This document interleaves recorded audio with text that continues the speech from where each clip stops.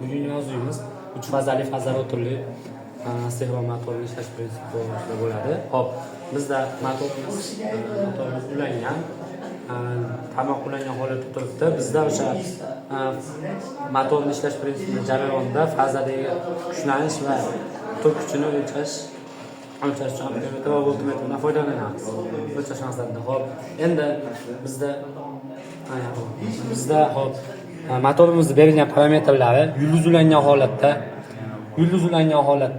400 volt, 3 burchak ulangan holatda esa 230 volt kuchlanishda va tok kuchi esa 116 ampergacha qabul qiladi. Xo'p, aktiv quvvat koeffitsiyenti kosinus 0.72 ga teng o'rtacha holatda.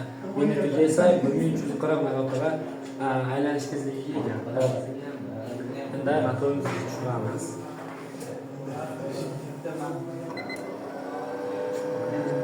Motorimizga tushirdik.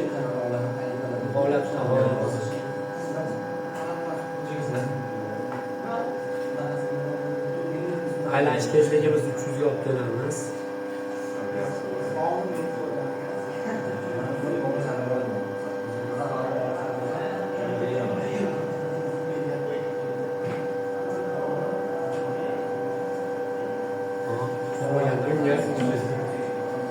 Yuklama beramiz.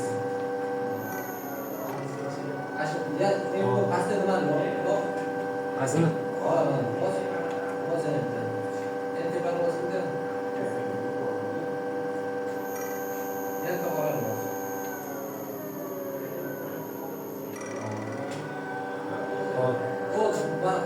Tushda yuklama beramiz. Yuklama bergan holatimiz. Motorimiz ishlash tezligi